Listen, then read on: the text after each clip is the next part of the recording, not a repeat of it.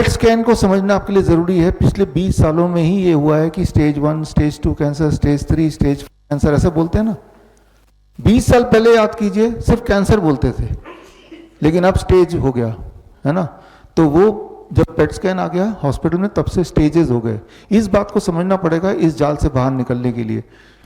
तो PET scan में क्या होता है, एक थ्योरी बना ली है, जो सेल ज़्यादा शुगर खाएगा उसे हम कैंसर सेल घोषित कर देंगे। कैसे पता चलेगा बॉडी के कौन से सेल ज़्यादा शुगर खा रहे हैं? तो आपके ब्लड में शुगर इंजेक्ट करते हैं तो शुगर पूरे ब्लड में फैल जाएगा। कोई सेल कम खाएगा, कोई ज़्यादा खाएगा, कोई तो ज़्यादा खाएगा। लेकिन कौन से सेल ने ज़्यादा खाया ये कैसे पहचानेंगे?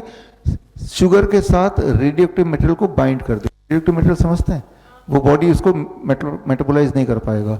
इसे कहते हैं फ्लोरो डाइऑक्सी ग्लूकोज, यानी कि FDG। जब उसको इंजेक्ट कर दिया तो वो पूरे बॉडी में शुगर फैल गया और सेल्स उसको खाने लगे, और रेडियोएक्टिव मटेरियल मेटाबोलाइज नहीं होगा, वो रेडियोएक्टिव मटेरियल जमा होने लगा। जहाँ जहाँ जमा हो रहा है वहाँ वहाँ ज़्यादा चमक दिखेगी, जहाँ जहाँ ज़्यादा जमा होगा। जहाँ जहाँ ज़्यादा रेडियोएक्टिव मटेरियल जमा हो गया यानी कि वहाँ वहाँ ज़्यादा शुगर का कंजम्पशन हुआ होगा। तो जितनी जगह पे चमक है उतना स्टेज कैंसर डॉक्टर बोल देगा। यहाँ पे 3 जगह दिख रहा है तो बोलेगा इस आदमी का ये तो 3rd स्टेज कैंसर। यहाँ पे 4 जगह दिखेगा तो बोलेगा ये तो 4th स्टेज कैंसर।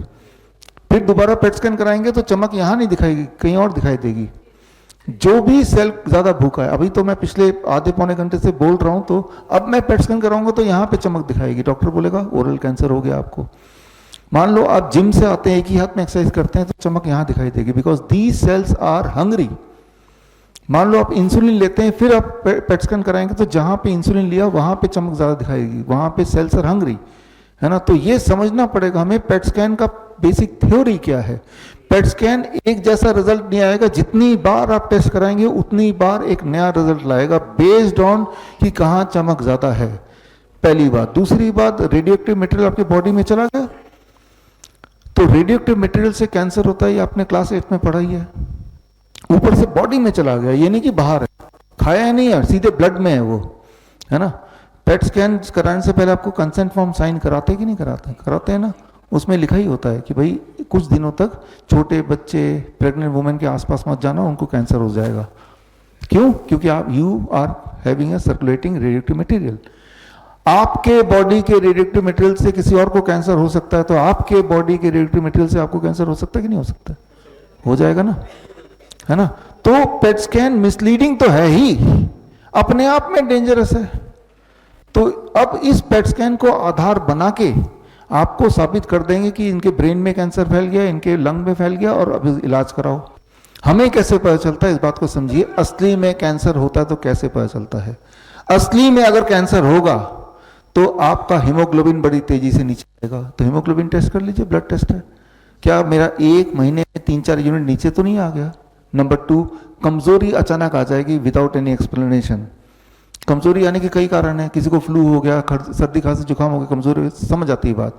कुछ भी नहीं हुआ, अचानक कमजोरी आ गई, अचानक हीमोग्लोबिन ड्रॉप हो गया, अचानक वेट लॉस हो गया, अचानक एक्सट्रीम पेन हो गया, अचानक ट्यूमरस ग्रोथ हो गया, अचानक इंटरनल ब्लीडिंग शुरू हो गई, तो इसका मतलब ये हुआ कि मेरे बॉडी में कैंसरस एक्टिविटी चल रहा है।